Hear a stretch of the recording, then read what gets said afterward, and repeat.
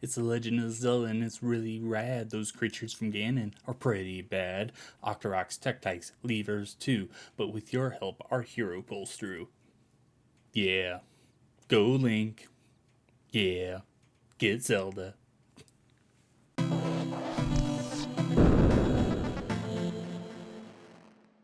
Hey guys, welcome to Pixel Street Videos, where today I, John Hansen, am celebrating the Legend of Zelda 35th anniversary. So yeah, I'm recording this on February 21st, 2021. Like I said, this day 35 years ago, The Legend of Zelda, the very first game released on the Famicom in Japan. It would come to the States in, I think, August of oh crap, I have to do math now, 87. And then later in the year, I think it came to Europe as well. So yeah, this is focusing on the very first release of the original game. And yeah, let me just start off by saying this is my favorite video game series of all time. I absolutely love it. It actually, just for a quick background, it took me a long time to get into it. When I was a kid, it was too much for my brain to handle. I remember trying to play the first couple Zelda games on my mom's NES and just being completely lost. It wasn't until the GameCube, actually, with the Zelda promotional disc, that I started playing Ocarina of Time, and that's where it really took off for me. That's where I really fell in love with this series. Before we go any further, though, if you like the conversation, leave a like below, comment, and let me know what are your favorite moments, what are your favorite games from the series. Yeah, just let me know your overall thoughts. I really want to get a discussion going. Yeah, and for an added discussion, let me know in the comments which triforce you would have if you were a wielder of the triforce. Remember, there's courage, wisdom, and power.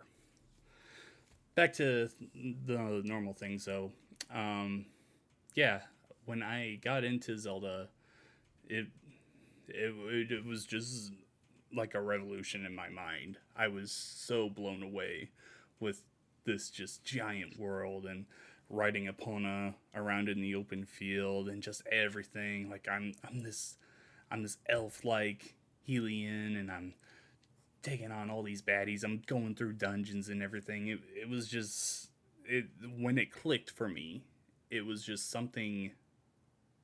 It's so hard to explain. It was just that Nintendo magic. Like I got that right away with Super Mario 64, the very first game I ever played. Like I understood it right away there. But once it clicked with Legend of Zelda, I think that's where things really took off for me. So yeah, I think I should talk about my favorite game in the series. So starting off, Legend of Zelda: Breath of the Wild. It's the most recent one as of date, since its sequel hasn't come out as of this recording. And man, that game, it's so special. It's so massive too. Like I have to constantly stop myself from playing it again. I put hundreds of hours into it when it first came out, and if I go back to it again and just start a new save file, I just know that I will just be sucked back into it and I won't get any work done. I won't play anything else.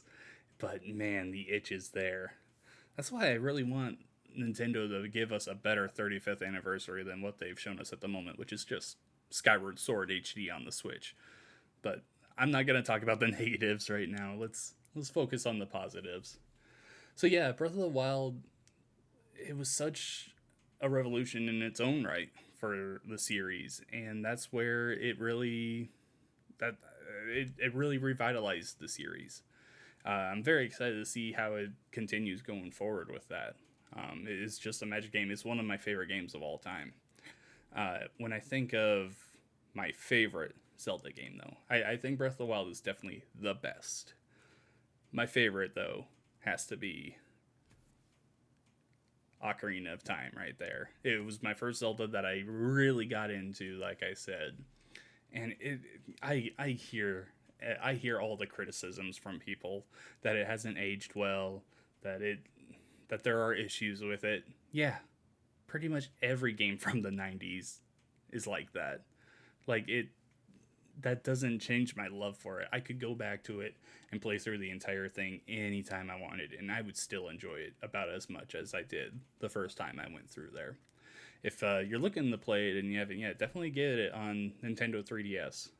But what I really want from Nintendo this year is I want them to package this and Majora's Mask into a little bundle on the Switch, and then also with Wind Waker and Twilight Princess. But yeah, Ocarina of Time, man, it's so great. Like, just as a kid playing it, I hadn't really started getting into like the whole concept of like time travel and just like how things in the past can affect things in the future. Like, of course, there's always been stuff like that with Back to the Future and all that, but like, I don't know, just Ocarina of Time was where it all came together for me, and it was amazing. Moving on from there, my next favorite game would probably be Wind Waker. I was a little late to playing it. I did play it on the GameCube, but for whatever reason, I never owned it. I had to borrow it from a friend, and thank God that he lent it to me. Playing it, at the time it came out, I was pretty young. Let me look up exactly when was it that game released. So Wind Waker released in North America in March 2003. So at that time I was 10 years old, about to turn 11. So yeah, I don't know when I actually played that. Might have been that following fall, maybe even the next year, when I borrowed it from my friend. And I never, at the time, there wasn't much. I never had internet growing up as a kid. It wasn't until I was in high school that my family got internet. So I never saw all of the complaining and fan backlash for the new art style that they were going with.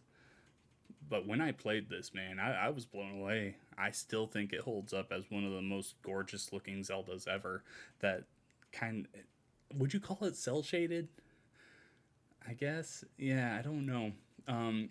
I don't know what you call that art style, but it's gorgeous and it holds up. Yeah, you talk about like Ocarina of Time on the N64 not holding up. I could pick up the Wind Waker GameCube today and still enjoy the way that game looks. Also, it just we'll get into like soundtrack and favorite songs in a little bit, but like the Wind Waker soundtrack is up there. Ocarina of Time is my favorite soundtrack of all time, but Wind Waker is up there as well. Like, it had some really good songs. And just some really memorable moments. Probably my most memorable moment of any Zelda game is the final boss with Ganon. Ganondorf, I guess. Where you and Zelda are fighting him. There's water falling down on all sides. Eventually you have to start holding your shield so Zelda can shoot her light arrows into you and reflect them into Ganon. And the main thing that always sticks out into my mind is the very ending of that. Because one of my favorite things about that game is they added in like this evasive roll and then swipe from behind move that I loved. It was so much fun. Like, you would just wait for an enemy to attack. You would roll behind them and then strike them from behind. The final blow in that game to Ganon was amazing because you do that, you roll and you like deflect something, if I remember right. Then you spring up into the air, and then Link just slams the Master Sword into Ganon's forehead, and he's just like, and he turns to stone. Like, that moment just sticks out in my head. It's just so iconic to me. I don't hear a lot of people talk about it. Because I think mostly when people think of Wind Waker, they think of the sea and sailing around, which was awesome. As empty as the sea was, it was still fun to explore that area. But that final boss, man, it just sticks out to me in that moment. Like, when I think of Zelda in like the battle system and combat and everything, that's the first thing I think of. Going on the Twilight Princess, I haven't beaten it yet. This was another one that I never owned, and when the Wii came out, I really started falling off Nintendo a bit. I was really against what they were going for if I was gonna get Twilight Princess, I wanted to get it on GameCube because I'm against motion controls, and the Wii was only motion controls. So I actually didn't get Twilight Princess until about a year or two ago. It's actually sitting in my GameCube right now, and I started it, and I really enjoy it so far. Things got in the way though, work and other new releases, so I have to get back to it, but I've also kind of been holding out on that Wind Waker and Twilight Princess bundle coming to the Switch. Maybe I should just finish it, but let me know if you enjoyed Twilight Princess. Where I am at, Zelda was just captured, if I remember right. It's been a bit since I played it. I need to get back into it. But Twilight Princess, man, it was really cool. That one I don't think has held up as good visually compared to Wind Waker. But gameplay wise, I mean, it's Zelda. It's right up there. Some good stuff. So let's talk about favorite songs and soundtracks. Like I said, Ocarina of Time is my favorite soundtrack of all time. I absolutely love it.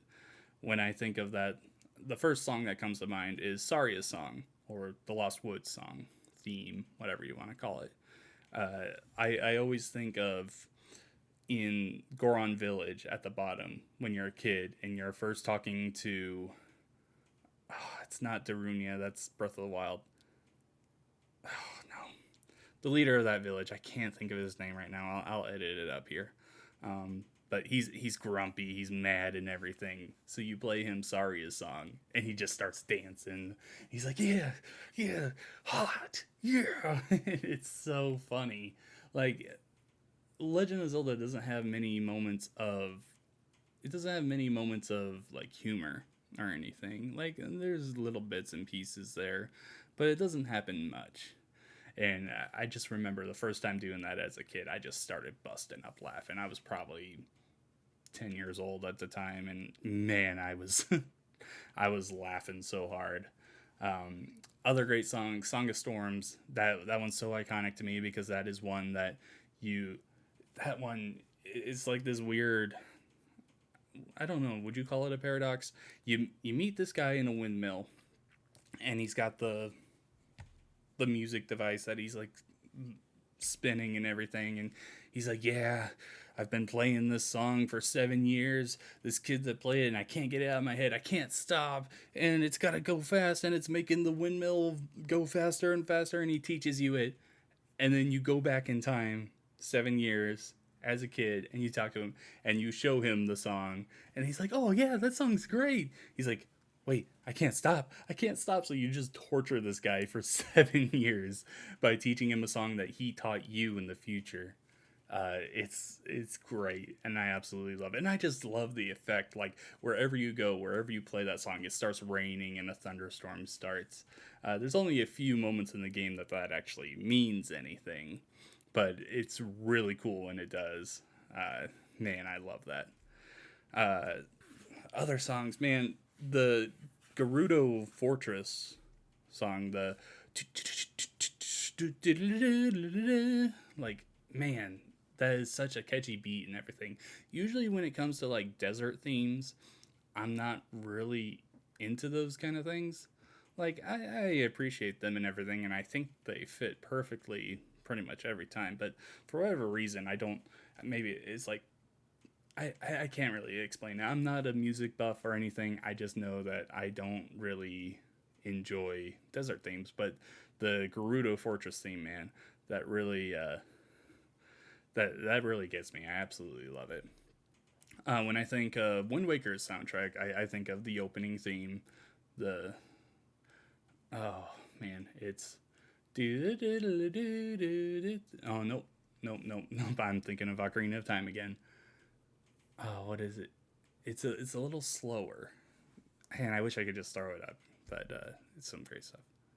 One thing that I never really got with Ocarina of Time is, yeah, you've got all these songs and everything, but mostly all they do is they teleport you places, and they do some other stuff in some cases, but most of the time those songs don't they don't really have an effect on the world outside of the few that do. But I always wanted my songs to affect the world more, and I think that's where Nintendo fixed things in Majora's Mask, because all of the songs in Majora's Mask feel more important than they did in Ocarina of Time. So right off the bat, you got the Song of Time, which this time will actually transport you back in time, or you can change it up so time moves faster or time moves slower. Like, that kind of stuff just isn't in there in Ocarina of Time. When you play Song of Time in Ocarina of Time, it's like really only to move blocks and to open the Temple of Time. And I never understood that. But I feel like they got it right in Majora's Mask. There's also the Song of Healing, which, yeah, it takes these people that are either that are like on the brink of death or are like in limbo with the case of the Goron, and it releases their spirit, but like also traps it in a mask. It's really weird. Majora's Mask is a dark game, so you like take their mask, and when you put it on, you get their body. I don't know. I never really understood how that works. like, are they trapped in the mask? Because they sound. It's called the Song of Healing, so it kind of feels like they're let go, like that spirit is let go and everything. But it never. It always felt to me like you were trapping it in a mask and then using it for your own gain. I don't know. It always felt like that to me.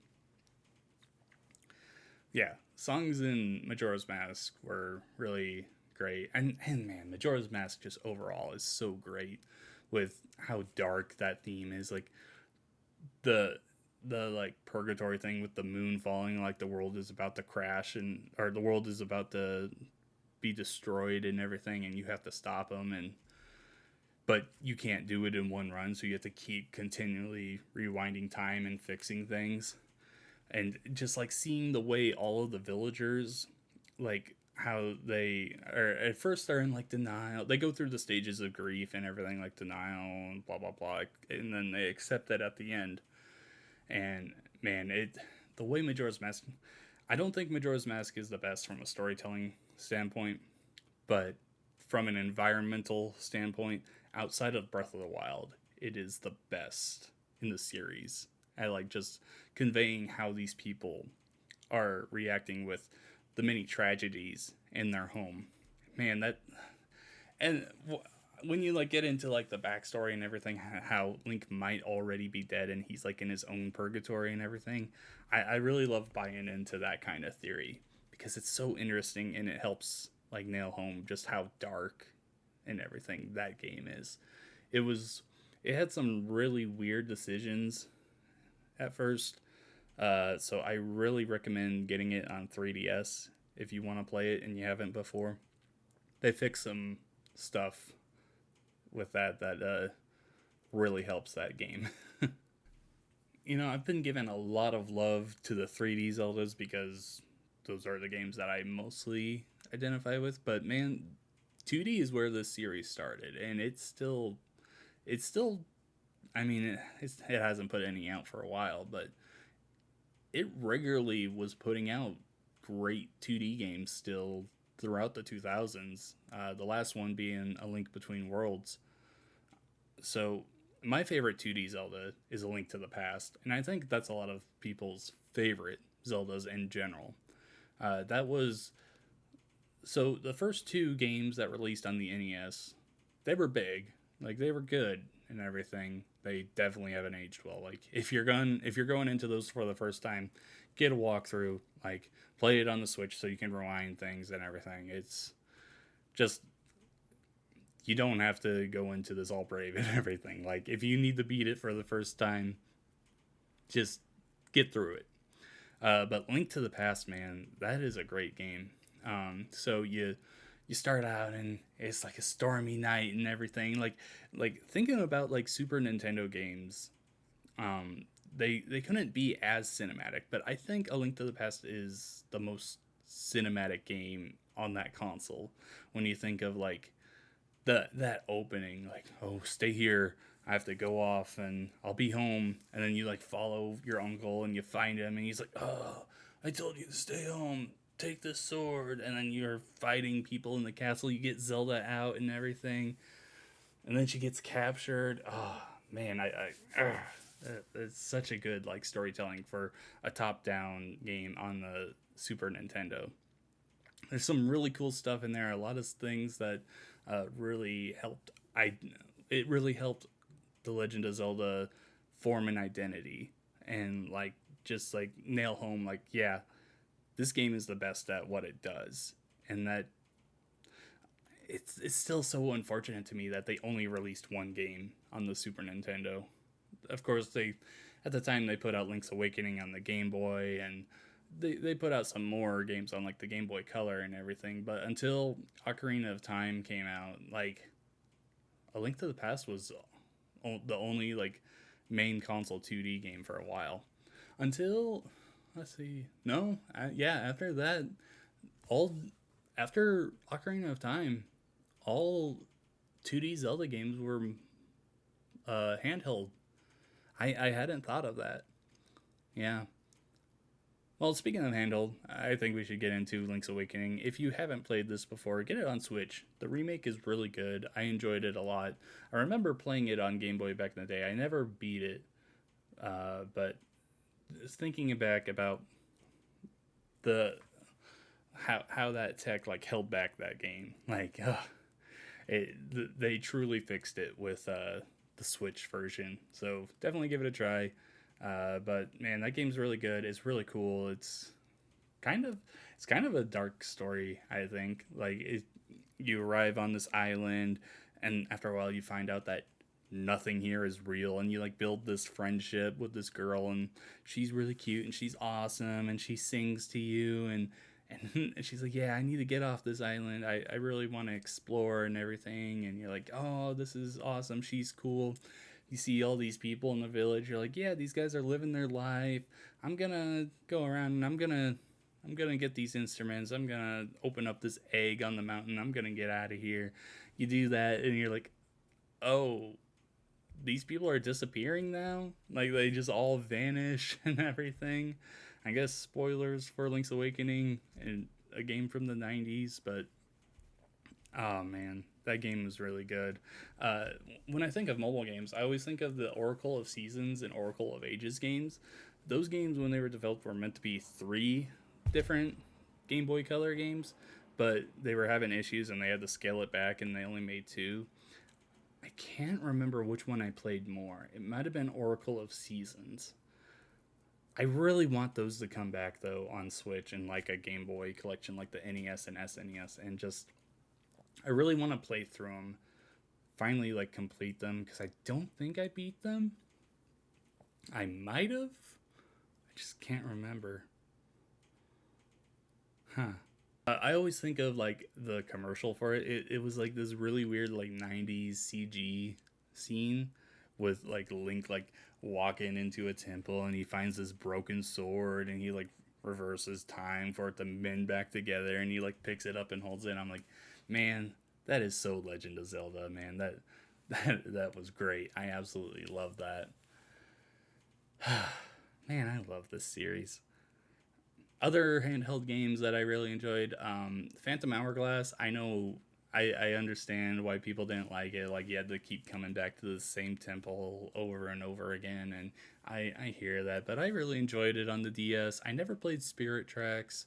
A Link to Between Worlds, I think, is actually a little overrated because it's just bringing back the world for A Link to the Past, and it did some things that I just really wasn't a fan of.